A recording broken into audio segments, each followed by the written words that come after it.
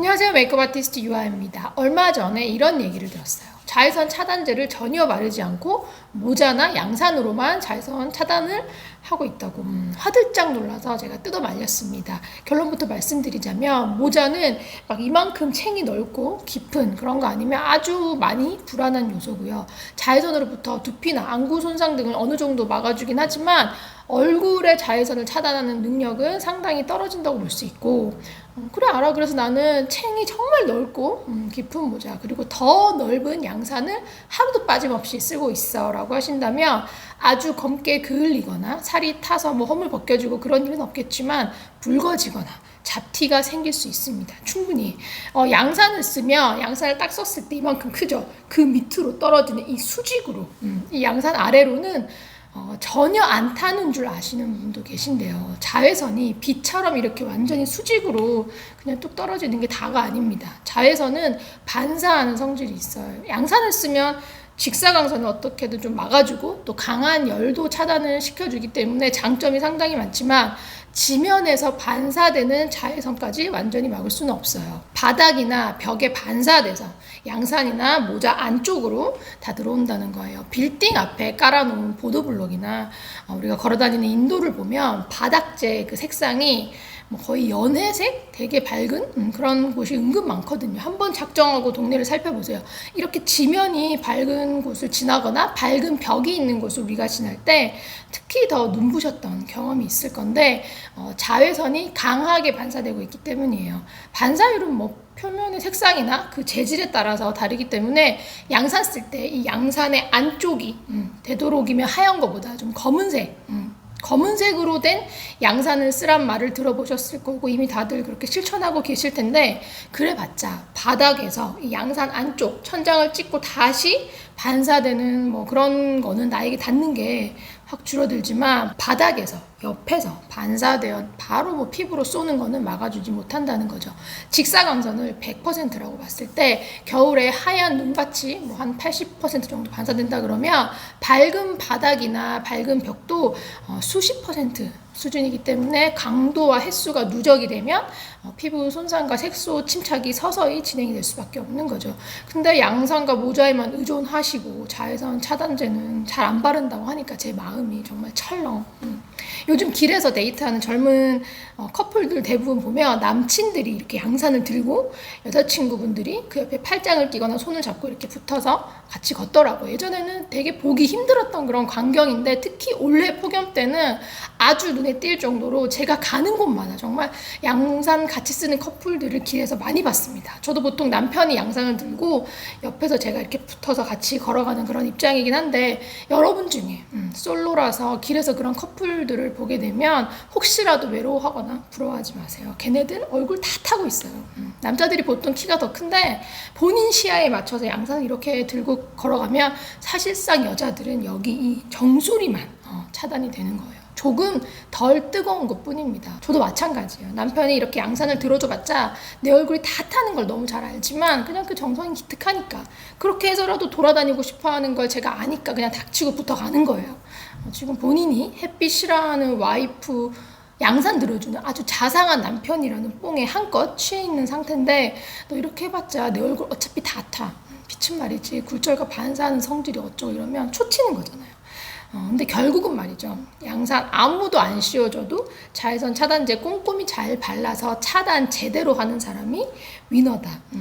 생얼로 집에 있다가 잠깐 가까운 편의점 정도 가고 그럴 때 선크림 안 바르고 양산만 그냥 되게 최대한 깊게 내려 쓰고 가기도 하지만 보통은 제가 자외선 차단제를 반드시 바른 상태에서 이중 차단 혹은 열 차단을 위해 보조로만 사용을 하고 있어요. 절대적으로 양산만 믿으면 안 된다는 얘기를 진짜 이만큼 했으면 저 할 만큼 한 거죠, 여러분.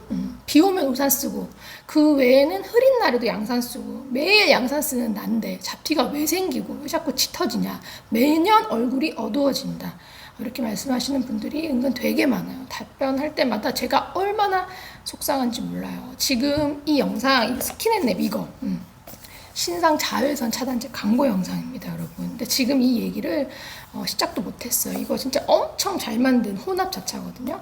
너무 좋았으니까. 이게 제가 테스트한 것들을 다 이길만 하니까 그 많은 제안 중에 이거를 하나 골라서 지금 광고를 하는 거겠죠. 더보기란에 링크 다 있잖아요. 그냥 사서 잘 바르시면 돼요. 뭐 지금 찍고 있는 이런 영상도 필요 없이 링크와 글만으로 그냥 이 제품의 장점은 다 전달이 가능한 부분이죠. 근데 그늘에 있으면 자외선 문제 없지 않나요? 라는 질문을 제가 10년이 넘도록 계속 받고 있다는 게 지금 더 급하고 더 중요한 거예요.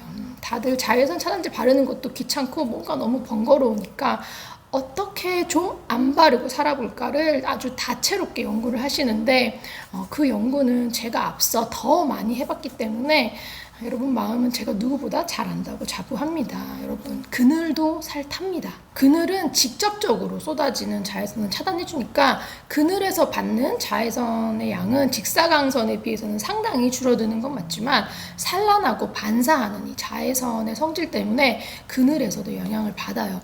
여러분 시야에 햇빛이 보인다 그러면 지금 온 사방 다 반사되고 있다. 자외선은 우리 생각보다 더 다양한 경로로 우리 몸에 도달한다. 그냥 이렇게 생각하면 쉬워요. 그러니까 절대적으로 지켜야 하는 어떤 그런 부위가 있다 그러면 다양한 방법으로 자외선을 차단하는 것을 추천을 드립니다.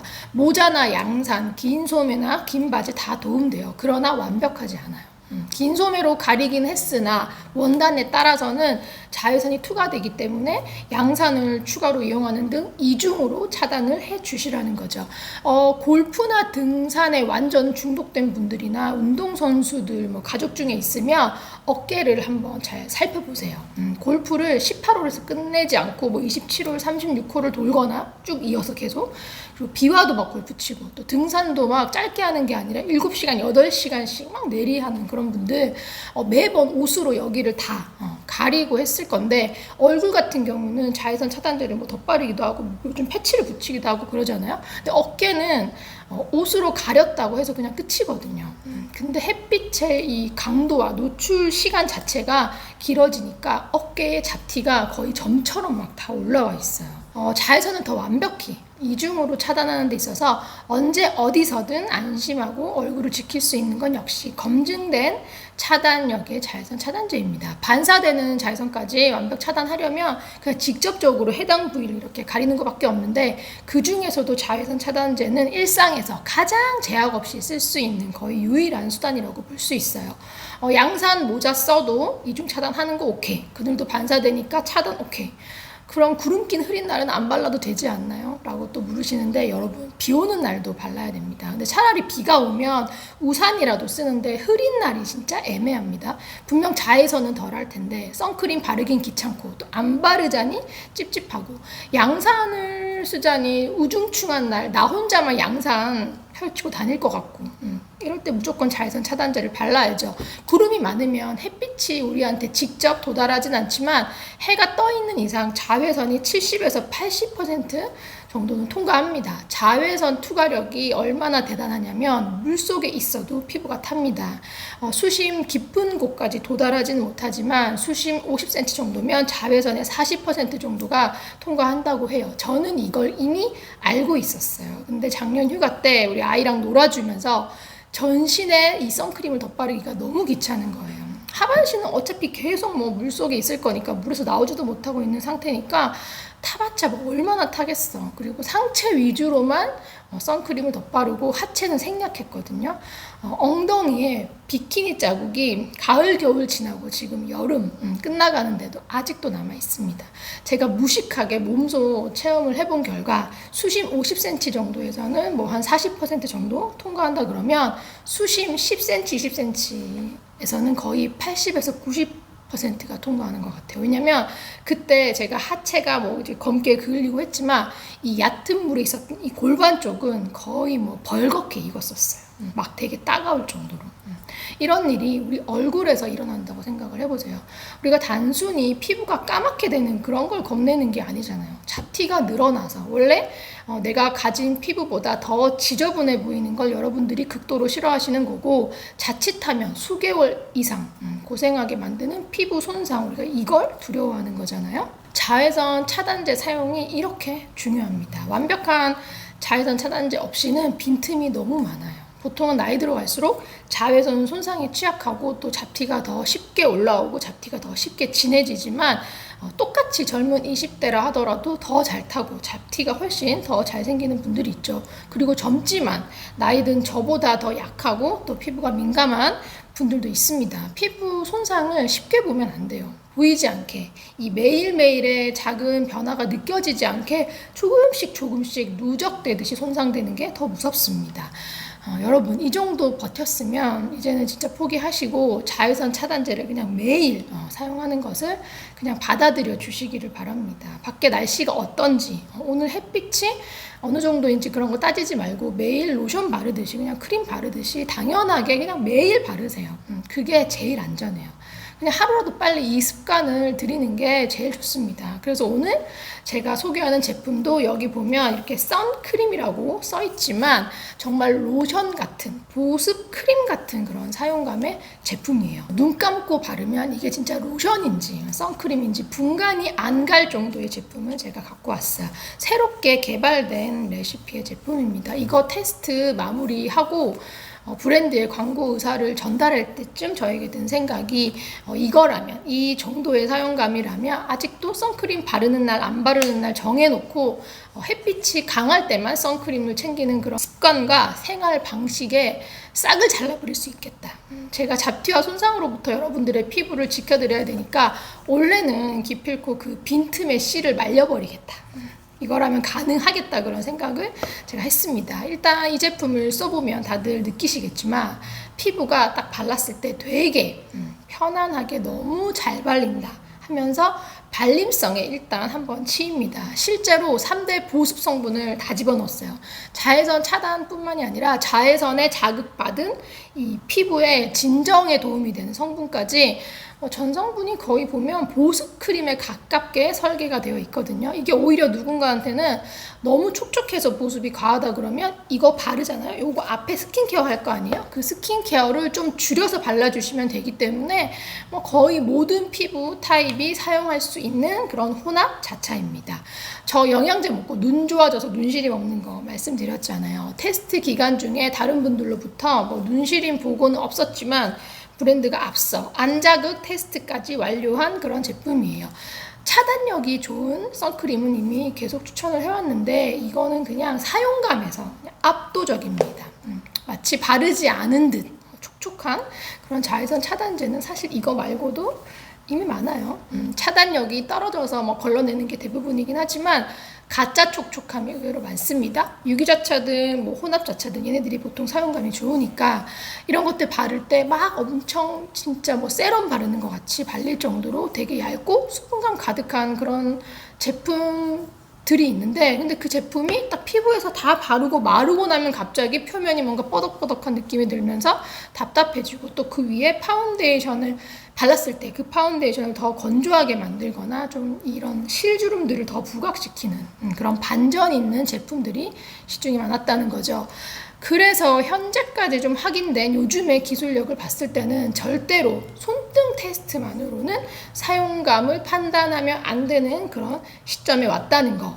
이번에 이거 테스트하는 동안 제가 진짜 최고로 감탄한 부분은 다양한 파운데이션들과의 궁합입니다. 어차피 자외선 차단제로만 딱 바르고 끝낼 거면 쓸만한 제품은 이미 너무 많잖아요.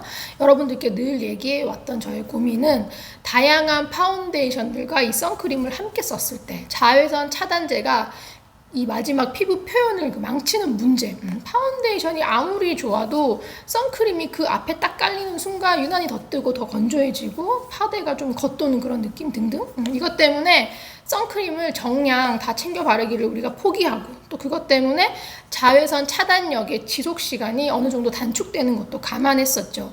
절대 포기할 수 없는 그 피부 표현을 지키기 위해서 상당 부분 절충을 해왔단 말이에요. 근데 이 제품의 진가는 이거 바르고 이 위에 피부 화장을 했을 때 확실히 드러납니다. 제가 메이크업 아티스트로서 정말 다양한 피부에 또 다양한 파운데이션과 요거를 조합을 해봤을 때 색조 제품들의 피부 표현을 가장 해치지 않고 제 의도대로 표현할 수 있게 해준 그런 선크림입니다. 게다가 거의 정량에 가깝게 다 발라서 그 위에 화장까지 할 수 있는 제품은 제가 써본 수많은 선크림 중에서 정말 드문 아이템이었다. 그러면 그 정량이란 게 얼만큼일까요? 유럽, 미국, 일본 등 국제적으로 통용되는 기준을 좀 살펴봐야겠죠? 제곱센티미터당 2mg입니다. 여러분들이 선크림 구입할 때 살펴보게 되는 이 앞에 SPF나 PA 수치는 피시험자의 등이나 이 팔 같은 데다가 국제 규격에 따른 그 정량대로 선 제품을 도포를 한 후에 UV를 조사를 해서 차단율을 측정하는 거예요. 그럼 현실적으로 성인 얼굴의 면적을 대략 400에서 450 제곱센티미터라고 했을 때 한국 성인 여성의 그 평균 얼굴 면적을 400으로 잡고 계산을 해봐도 2 곱하기 400은 800mg, 즉 0.8g을 이 얼굴에다 다 바르는 게 정량이라는 거죠. 그게 얼만큼인지 한번 양을 재볼게요. 이게 지금 0.83g이 나왔어요. 정도. 이만큼입니다. 이 단위가 시험 측정 기준이기 때문에 제품 라벨에 표기되는 SPF나 PA 지수는 전부 이만큼의 정량을 다 발랐을 때의 효과를 말해요. 근데 우리는 현실적으로 실험량의 3분의 1이나 혹은 절반 수준으로 바르는 경우가 흔하기 때문에 SPF 50이라고 써있는 제품이라 하더라도 실제 효과는 SPF 15에서 20 정도로 떨어진다는 거죠. 그래서 항상 제가 강조했던 덧바르기, 2-3시간마다 덧발라줘야 한다. 이건 뭐 제가 한 10년 전부터 블로그에서 얘기했던 건데, 그럼 정량도 안 바르면서 덧바르지도 않으면 어떻게 되냐. 제품이 아무리 좋아봤자 살이 타고 잡티가 올라오는 거죠. 근데 다들 정량을 왜 안 바르겠어요? 아무리 좋은 최신의 선크림이라 해도 솔직히 다른 스킨케어 제품들에 비하면 사용감이 엄청 떨어졌던 건 사실이잖아요. 근데 이거는 이 제품, 이거는 정말 정량을 바르고 다닐 수 있을 정도의 사용감이다. 심지어 제가 메이크업 할 때도 정량을 바르고 있다. 그럼 정량은 어떻게 바르냐? 그냥 이거 보여드린 이만큼은 그냥 한 번에 얼굴에 다 끼얹어가지고 투명해질 때까지 마구마구 펴주면 되냐? 네, 됩니다. 사실 이거 바르고 그냥 화장 안 하고 이 선크림에서 끝낸다 그러면 싹 그냥 얹어가지고 뭉치는 부분이 없게끔 대충 고르게 잘 펴주면 거의 되긴 해요. 근데 우리는 이 정량을 바르고 그 위에다가 피부를 커버해주는 어떤 제품까지 덧바를 거야. 그러면 결 표현을 위해서라도 마구잡이로 펴면 안 되니까 제가 지금 얼굴을 좀 싹 지우고 실제 제가 사용하는 거를 보여드릴게요. 아까 무게 쟀던 거를 손바닥으로 다 옮겨 볼게요. 이 정도 양이 나옵니다. 바르는 거를 편집 없이 그냥 다 보여드릴 테니까 정속으로 한번 보세요. 뭔가 이렇게 하얗죠? 이거를 여기서 완벽히 다 펴고 다음 부위를 이동하려고 하지 말고 그냥 이렇게 바르고 바로바로 이동합니다. 이렇게 촉촉한 사용감의 제품은 발랐을 때 처음에 하얗다고 해서 한 곳만 계속해서 펴봤자 수분감이 많아서 피부가 빠르게 정리가 안 돼요. 다른 부위에 이렇게 바르면서 얼굴을 한 바퀴 돌아 나오면 그 사이에 순식간에 처음 시작했던 이 부분에 사용감이 바뀌면서 되게 빠르게 잘 펴져요. 이게 현재 기술력입니다. 이렇게 해서 또 조금씩 발라주고 또 펴주고 덧바르고 이것도 이렇게 바르시면서 턱선에 이렇게 지금 잘 화면에 잘 안 보이실 건데 여러분 집의 그 거울에서는 누구나 아주 쉽게 확인할 수가 있어요. 이렇게 수분감이 여기서 반짝반짝 하는 걸 볼 수 있을 거예요. 제가 지금 대략 몇 번 정도 반복하면서 덧바르는지 보세요. 화장을 안 할 거면 눈가까지도 꼼꼼하게 바르면 되는데 화장을 한다 그러면 눈 쪽에는 섀도우를 바를 거라 특히 요런 데는 선크림 많이 바르면 화장이 뭉칠 수 있으니까 지금 그런 쪽은 거의 빼서 발라주시고 지금은 제가 이 양을 얼굴 면적에 맞춰서 계산을 한 거라서 지금 목 이런 데 안 바르고 일부러 얼굴에 바르는 것만 보여드리고 있는 거예요. 이만큼 남았어요.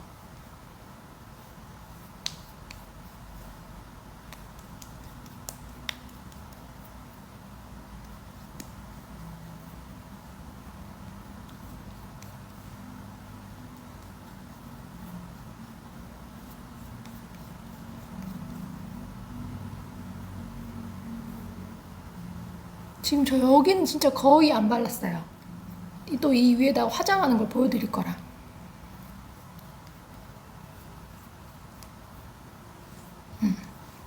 이렇게 하면 끝입니다.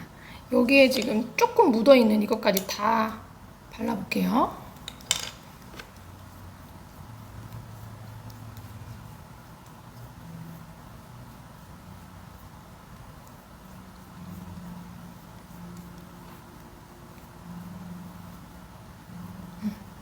다 발랐어요. 여기서 중요한 거. 약 5분 정도는 이렇게 겹겹이 발라놓은 자외선 차단제가 잘 밀착이 되도록 기다려주는 게 좋아요. 자외선 노출이 적을 때는 정량을 다 바르지 않을 때도 있어요. 저도 그때는 그냥 이 위에 바르자마자 바로 거의 그냥 이어서 파운데이션을 바르는데, 이만큼 정량을 다 챙겨 발랐을 때는 손에 묻은 거를 뭐 닦는다거나 머리를 마저 말리고 뭐 스타일링을 한다거나 하면서 5분 정도 시간을 보냅니다. 쫙 밀착이 된 다음 이어서 리퀴드나 쿠션, 파운데이션을 바릅니다.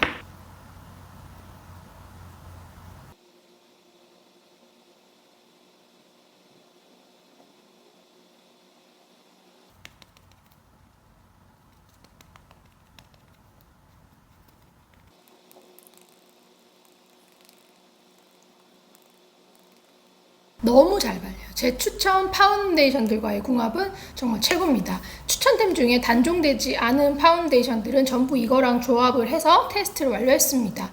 저와 함께 소통해온 시간이 이제 20년이 다 되어간다고 말씀하시는 분들이 계신데, 그동안 셀 수 없을 만큼 많은 자외선 차단제를 추천을 해왔어요. 근데 손가락 이렇게 마디에다가 선크림을 짜서 정량이 대략 이 정도다 이렇게 보여드린 적은 있어도, 국제적 기준에 따른 정량과 또 그만큼의 양을 전부 다 얼굴에 바르는 거를 제대로 보여준 적은 한 번도 없을 거예요.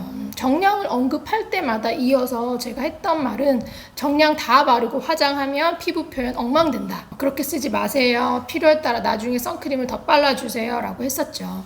제가 역대급이라는 그 표현을 진짜 싫어해요. 뷰티 외에도 수많은 브랜드들이 너무 남발해서 좀 가치가 훼손된 표현 같거든요. 우리 마켓하고 그럴 때 브랜드들이 역대급 어쩌고 하면서 제목을 보내오면 가급적 다 고쳐달라고 합니다. 근데 이거는 정말 역대급이라는 그 표현 외에는 제가 대체어가 생각이 안 나더라고요. 아무리 생각을 해도.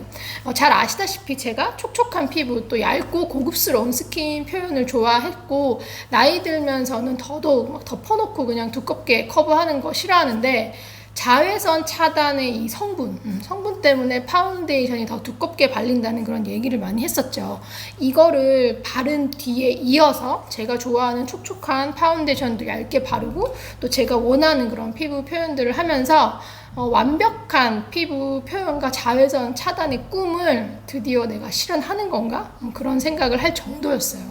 물론 선크림을 전혀 안 바른 것과는 똑같진 않죠. 그건 말이 안 되죠. 보습크림을 발라도 세안한 이후에 그 맨 얼굴의 느낌과는 다른데, 이것도 바르는 양에 따라서는 미묘한 차이는 있습니다. 그래서 저는 필요에 따라 양 조절을 해요. 외부 활동이 많다 그러면 무조건 정량 바르고, 또 그렇지 않은 상황이면 절반까지도 줄여서 바르고 이어서 파운데이션을 바를 때도 있어요. 이게 가능한 이유는 뭐 양산을 쓰면서 이중 차단을 하기도 하고, 차단 지수가 있는 그런 파운데이션을 이 제품 위에 덧발라서 이중 커버를 하기 때문이죠.